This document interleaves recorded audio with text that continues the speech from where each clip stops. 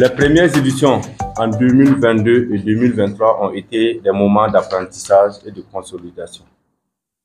Mais c'est en 2024 que l'agence Talent Max a été officiellement créée, ouvrant une nouvelle ère dans l'organisation du tournoi.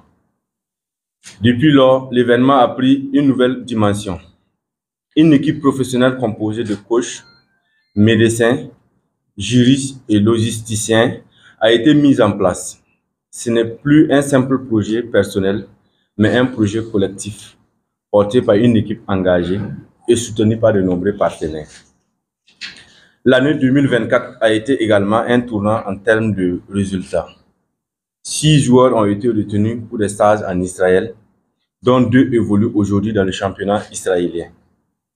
Des talents comme Hassan Ouedraogo, aujourd'hui à Charlotte en MLS aux États-Unis. Daou Raouf Memel, qui brille dans notre championnat national. Salif Tcheketa, sociétaire d'Atraf en Autriche, ou encore Rachid Yanou en Finlande, ont tous participé à notre événement. Le jeune Abdul Moumouni Ouedraogo, aujourd'hui avec l'équipe nationale U17 à la CAN au Maroc, a également été détecté lors de nos camps avant de rejoindre l'ISO. Ces exemples concrets témoignent de l'impact de notre initiative. Offrir aux jeunes les clés pour accéder au football professionnel. Pour cette 4e édition qui s'étendra du 14 au 17 avril 2025, nous franchissons une nouvelle étape avec plusieurs innovations majeures.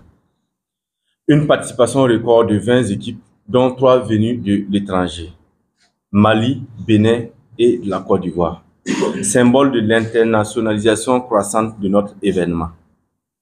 La présence attendue de plus d'une dizaine de recruteurs internationaux venus d'Espagne, de France, de la Serbie, du Canada, la Norvège, du Danemark, entre autres, pour observer et offrir des opportunités à nos jeunes talents. 2 grands camps de prédétection à Ouagadougou et à Bobo-Dioulasso ont permis de réunir 114 équipes et environ 2000 joueurs dans un processus rigoureux et équitable de sélection. Des horaires de match adaptés aux conditions climatiques. Les matchs se joueront de 7h à 11h et de 15h30 à 17h50. Une cérémonie d'ouverture le 14 avril à 14h00, marquant le lancement officiel de cette édition. Et grande nouveauté cette année, des trophées d'hommes de match seront décernés à la fin de chaque rencontre pour valoriser les performances individuelles. Nous sommes également fiers de notre partenariat stratégique avec CTC Football Agency, co-organisateur de cette édition. Ensemble, nous partageons une vision commune, créer une passerelle vers le football professionnel pour les jeunes talents africains. Notre ambition est claire, faire de la Talent Max Youth League un camp de référence en Afrique, une plateforme crédible, structurée et durable pour accompagner les futurs professionnels. Nous voulons également que la Talent Max Youth League soit une opportunité pour les clubs locaux de renforcer qualitativement leurs effectifs.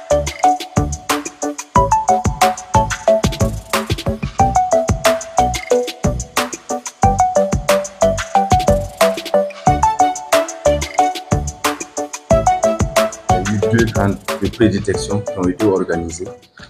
Le premier camp, c'était du 14 au 17 janvier au stade municipal. Ça a réuni 68 équipes. D'abord, on a fait un communiqué pour annoncer en fait les tours préliminaires et que les équipes pouvaient s'inscrire. C'était gratuit. Et le comité d'organisation, il y avait une personne qui s'occupait des inscriptions. Donc, les équipes se sont inscrites. Et à l'issue de ça, on a établi un programme et on a fait le tour préliminaire pendant 4 jours à Ouagadougou. Donc, toutes les équipes qui sont inscrites ont eu l'occasion de jouer et c'est à l'issue de ça qu'on a fait la sélection. C'était la même chose aussi à Bobo-Dioulasso. Là-bas, c'était 3 jours, de 19 au 21. Alors, donc, à l'issue de ça, il y a eu des équipes vraiment qui se sont qualifiées directement parce qu'ils avaient la majeure partie de leur effectif. Il y avait le maximum de talent. Et il y a des équipes aussi dont on a sélectionné 1-2 joueurs qui vont prendre part en fait à l'acte final. Donc c'est comme ça qu'on a procédé au choix des équipes.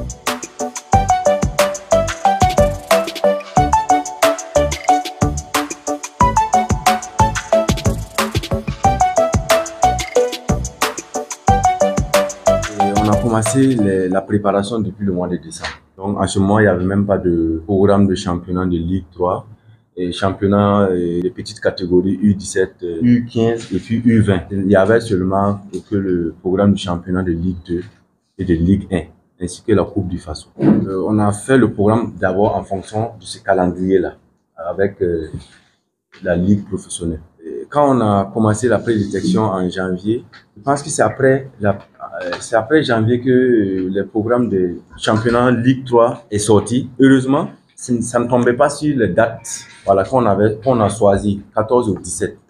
Donc jusqu'à l'heure où je vous parle, c'est hier qu'on m'a signalé qu'il y a un match qui a été programmé, même match de championnat U20 qui a été programmé pour le 16.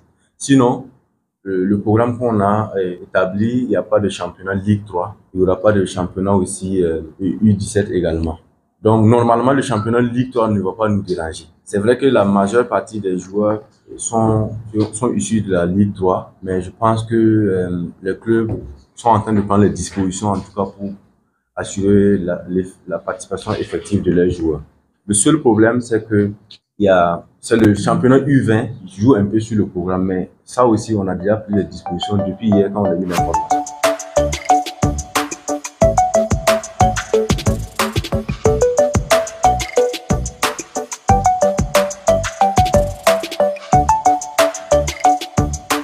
Un camp de détection.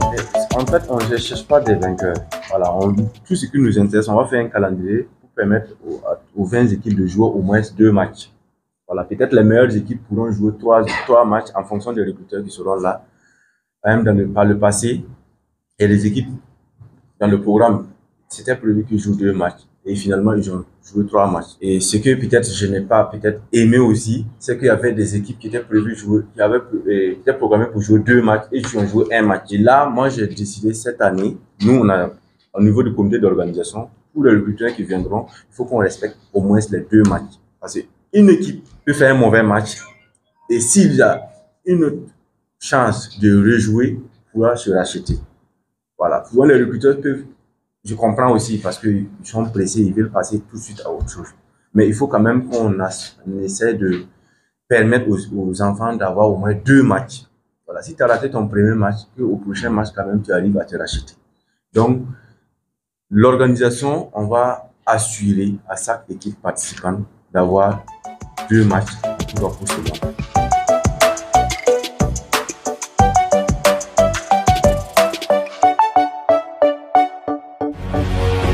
Faso 7, une autre facette de l'information au Burkina Faso.